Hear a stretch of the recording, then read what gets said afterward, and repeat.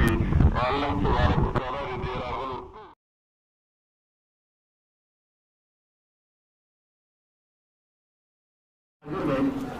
نو هغه بیان کوي تاسو ټول په خدمت کې درخواست کوئ او نور تمر راځي دي الله مشاور مولانا صلی الله علیه وسلم خبره ټول کې ټول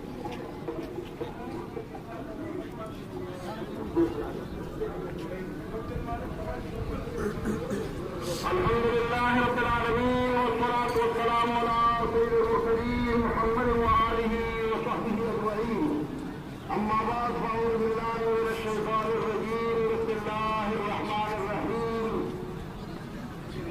ولقد آتينا داوود وسليمان علما وقال الحمد لله الذي فضلنا على كثير من عباده المؤمنين صدق الله العلي العظيم وصدق وبلغنا رسوله النبي الكريم الرحمن رحمه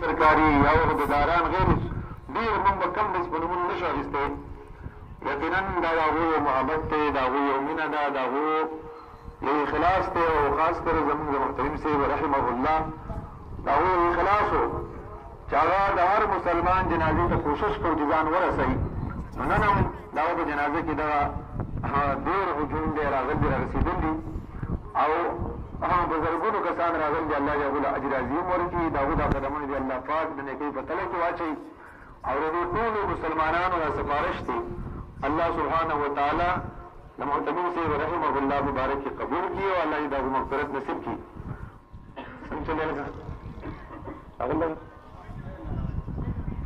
ها نو د دغه سپونو لپاره بلتیا کې تاسو کوشش وکړئ د کومه کسان چې زموږ انتظامي واله دي دغه انتظامي والو ته چې کومه کوم ترتیب حواله کړی وو نو هغه انتظامي واله داسې وکړي چې دا سپونه تاسو کوم ځای چې خالي دی هغه ځای ته خلک ورسوئ کوم ځای کې اتصال نشته سپونه قطع شوي دي نو اتصال راولئ او زه په دې باندې تاسو مکبرین هم ودروئ که چېرته له سپیکر کې څه فرق راشي چې بیا هغه کسان د اواز کوي او تکبیر او ورته رسېږي.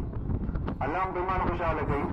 تاسو ټولو په خدمت کې درخواست دی څومره چې دې نه خلک راغلي که علما دي که طلبا دي که عوام دي او تعاون وکړئ.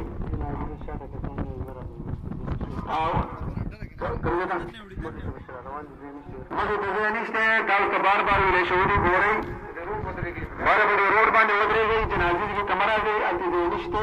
مسله تاسو ته بار بار وشوه چې د لیدلو خبره به نه وي، د زیارت او د ملاقات خبره به کټ شوله.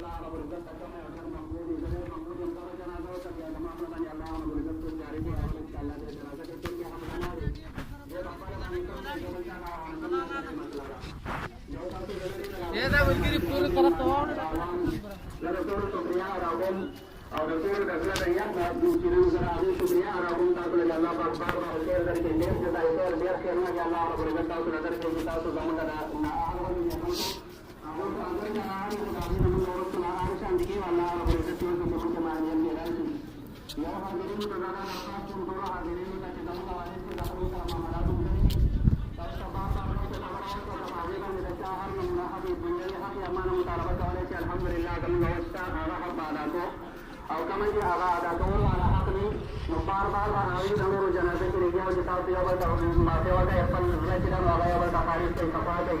ځکه دا جنازه د الله رب العزت په دربار کې یو سفارش دی. نو سفارش د هغه چا مقبول دی چې د هغه زړه صفا وي، هغه چا لپاره چې سفارش کوي.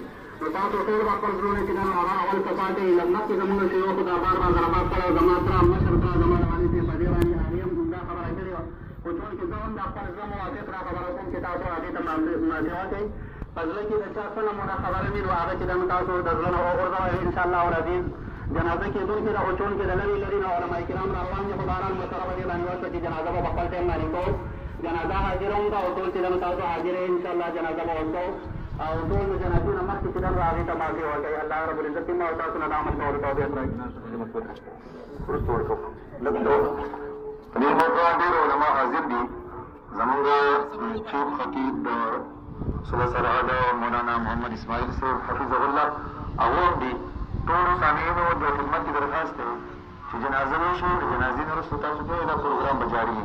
هغوی به خبرې کوي، مولانا سعید الله صاحب مناظر هغه خبره کوي. خو چونکې جنازې ډېر دی نو که موږ دا خبرې کوو نو بیا سلسله به ډېره اوږده شي، جنازه کې تاخیر راځي او تاخیر مناسب نه کړي. بسم الله الرحمن الرحیم. ډېرو محترمو عزتمندو جنازه حاضرېدو والا ده. دې موقع باندې مو حضرت مولانا خائستہ رحمن رحمه الله چې د هغوی دا ټول بدن د هغوی دا زړه چې نن د هغې د وجې د هغې وفات شوی، د هغې بچپن دا ټول عمر د دین په خدمت کې تېر شوی او د دین په تعلیم کې تېر شوی. موږ ټول د هغه روحاني اولاد یو او هغې زموږ نه وفات شو. نن موږ پوهېږي خو په حقیقت کې هغې وفات نه دي. مولانا خائستہ رحمن صاحب ژوندی دی، د هغه مشن ژوندی دی، د توحید مشن ژوندی دی او د هغې تعلیمات ژوندي دي. انشاءالله العزیز